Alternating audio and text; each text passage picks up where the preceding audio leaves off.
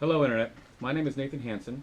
I make board games for a living, and today I want to talk to you about a game called the Chosin Few. The Chosin Few is a solitaire war game.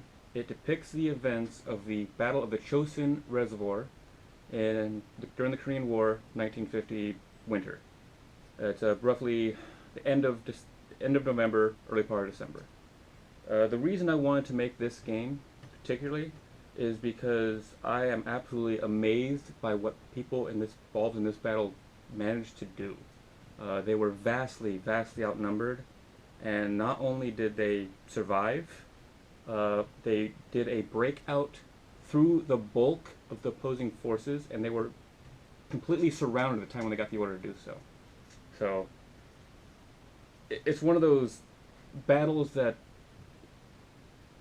really they did so much, but they've gotten so little credit afterwards, and I really think that's a shame. So I did what I can for it.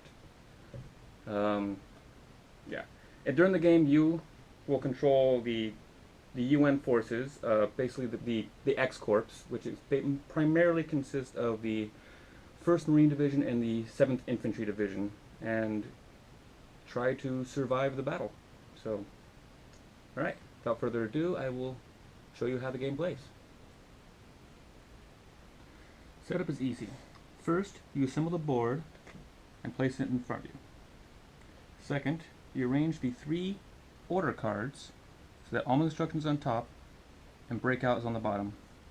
And place those over the area marked current orders.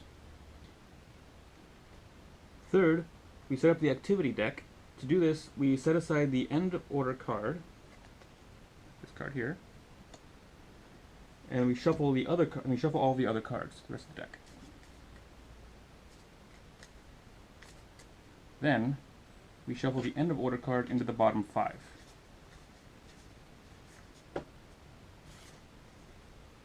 This guarantees that we don't know exactly when the orders are going to change.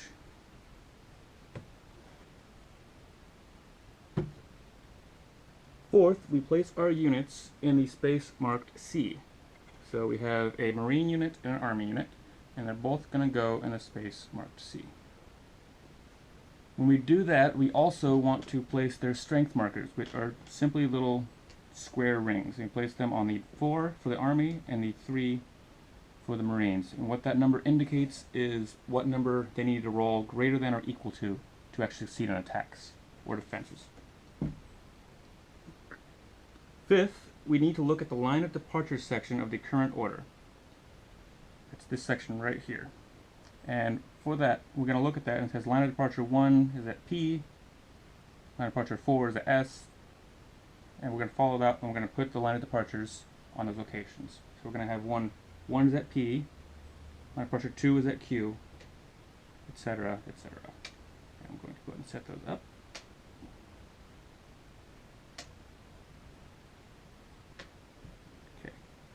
Now what these are is basically where the bad guys are going to be coming from. Next thing we do is we take our cubes. These represent our opponents, the bad guys, their forces coming at us, the Chinese forces. And we're going to take those and put them in an opaque container.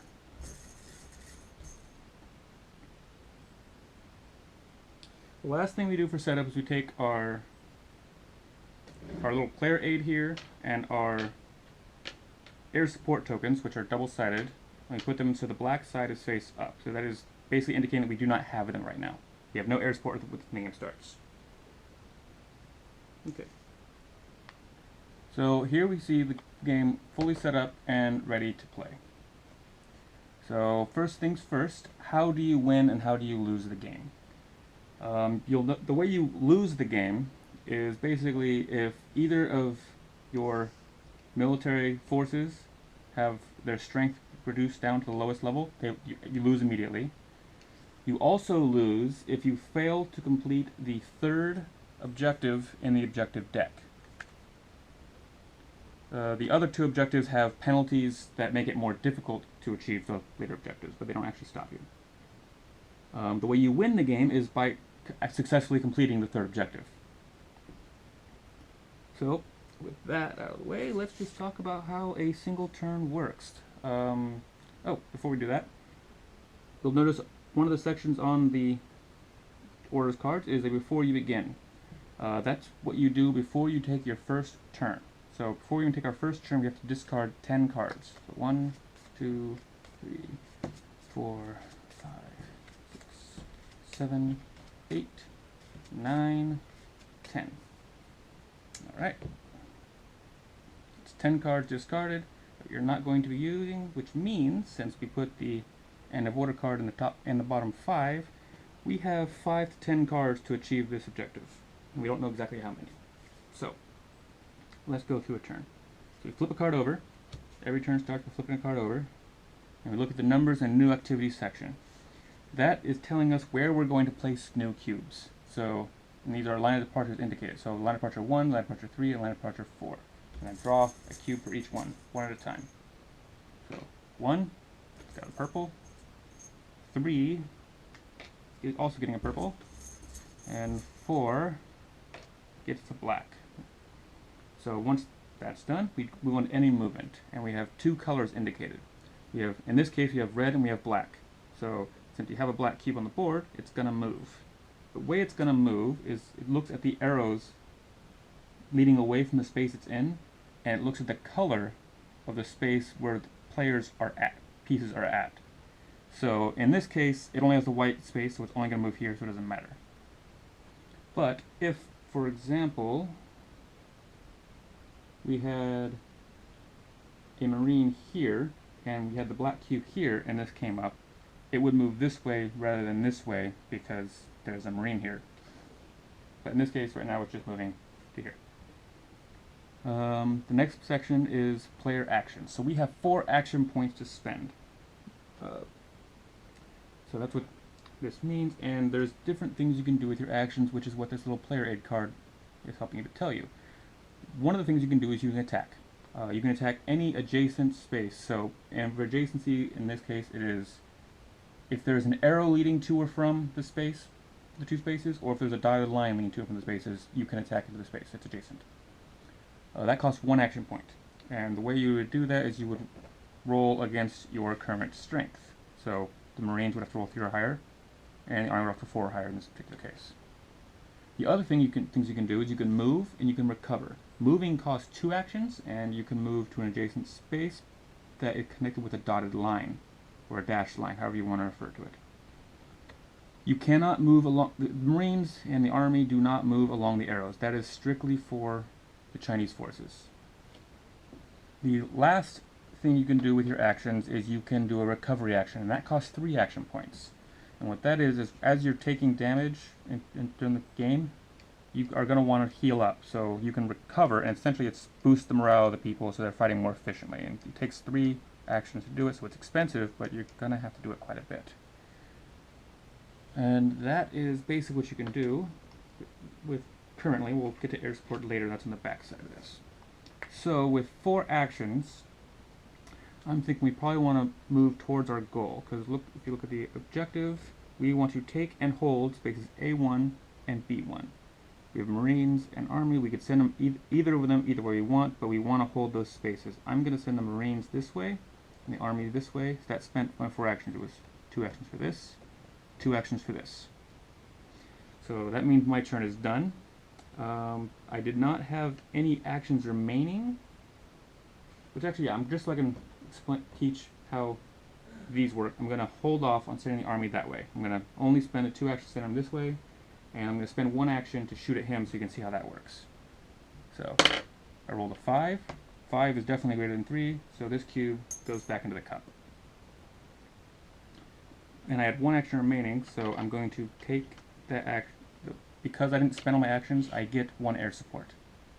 You can get more than 1 air support per turn, but I have 1 action remaining, and I converted that 1 action to 1 air support. So now it is the next turn. We flip another card. We're going to place cubes on 2, 3, and 4.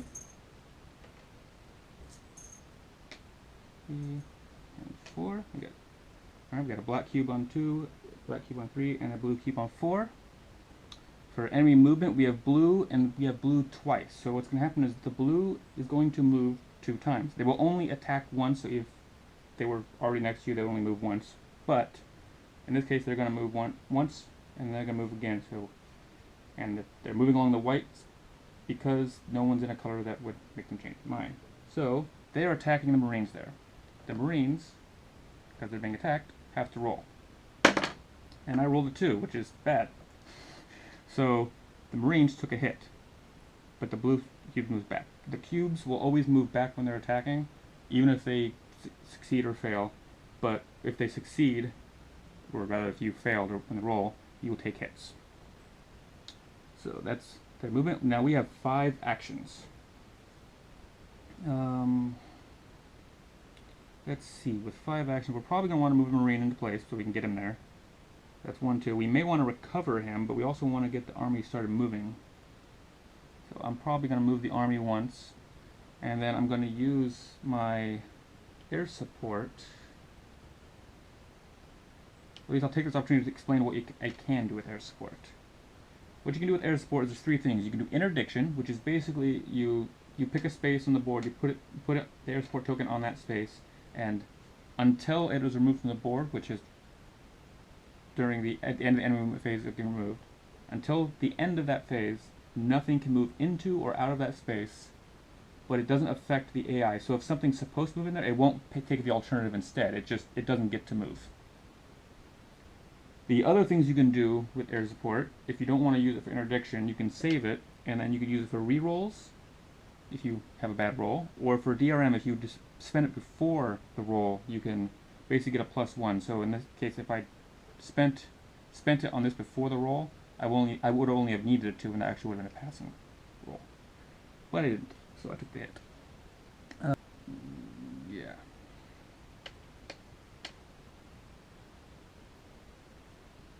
So, yeah, I think I do want to put interdiction, but I want to put it over here because there's more units that might move in right there. Okay, so I moved, I think I still have an attack. I have 1 point to spend, so I'm going to attack him there. And I rolled a 6, which is good. I put him back in the cup. Alright, next card. Okay, we're going to have a cube spawn at 2.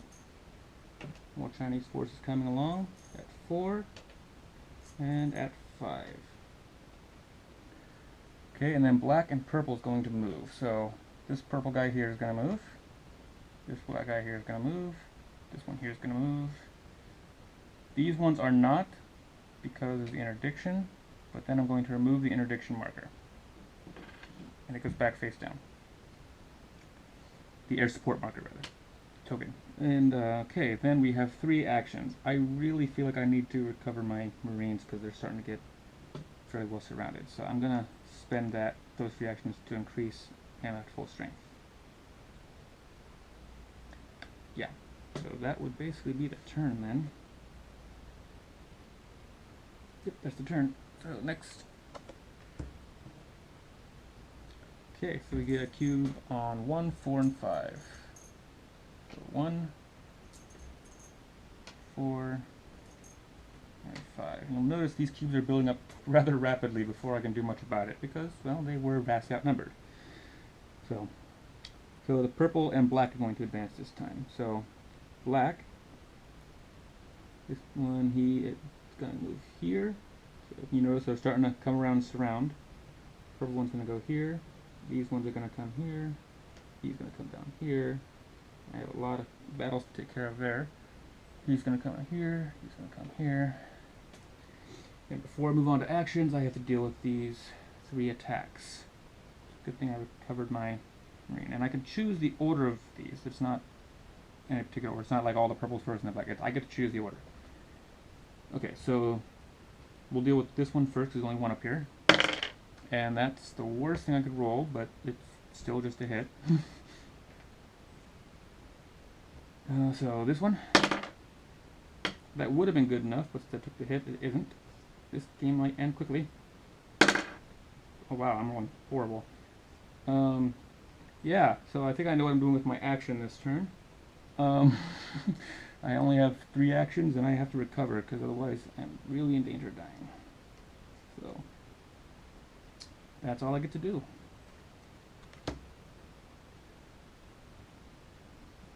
Alright, so 1, 4, and 6.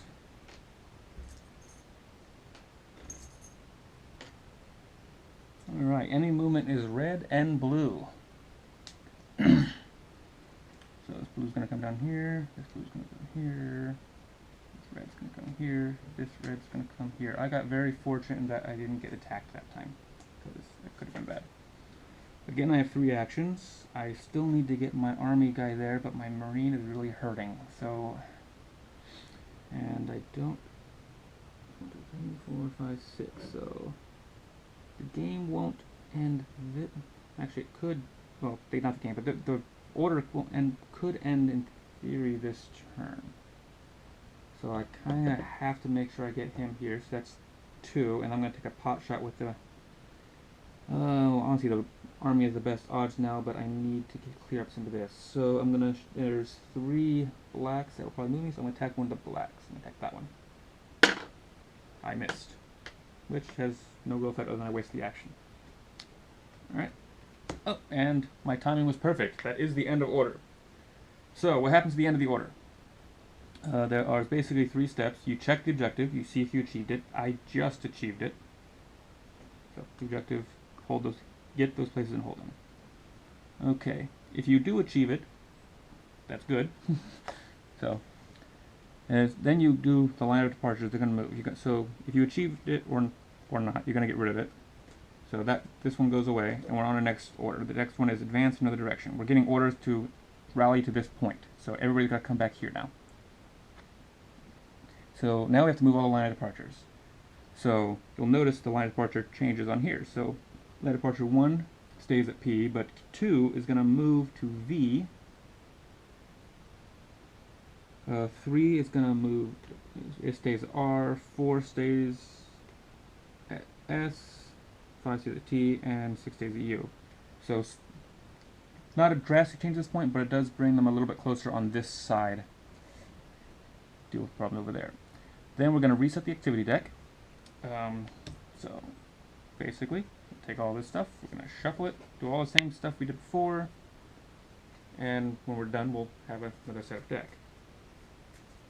Now, if we had failed to achieve that goal, just so we know what would happen, we would have taken 5 of these cards, 4, and we would have randomly taken 5 cards and put them back in the box. Those are out of the game, which basically means we would have less cards to achieve the other remaining goals. Okay. 1, 2, 3, 4, 5. Got to shuffle the end order into the bottom 5.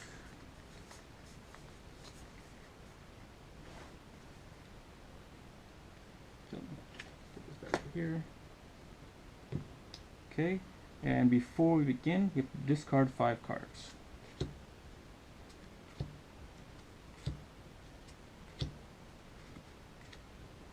Okay. Alright. So now, with new orders, we have to get back to C. So, now historically, when this happened, this order came in, the Marines were in this location, and they were totally surrounded just like this, but the bulk of their forces were actually right here. So they were literally given the order to retreat through the largest bulk of enemy forces, and they did, which is utterly amazing to me. But, so that's a big part of the reason why I decided to make this game. So, okay, so we're going to reveal a card, get the 1, 2, and 4. So 1, 2, and 4. And then we're going to have black and black advance. So we have, you know, see, this is why I wanted to attack them and failed earlier. But we're going to have a black over here who's going to attack the army. And we have black here, a black here, and a black here. So let's deal with the army first since they have the better odds. They fail too because I rolled 2. But they're not down and out yet. But the Marines could be at this point. So let's roll that. That is not good enough. So that's going to take a hit, and that's gonna kill him. So, we did not get a historic outcome, but I think we get enough so you could see generally how the game works. If we had managed to get down to this order, or if we had failed to get to this order rather, we would have to again discard 5 random cards. But for the breakout, there is no before begin action, so you have the entire deck, so you have 20 cards to be able to get down here, which gives you plenty of time, but if you lost 10, that really isn't a lot of time. It's barely enough. So that is the game. Alright, that was the Chosin Few. I hope you enjoyed the video. If you're interested in getting the game, I've put a link below. Thanks for watching.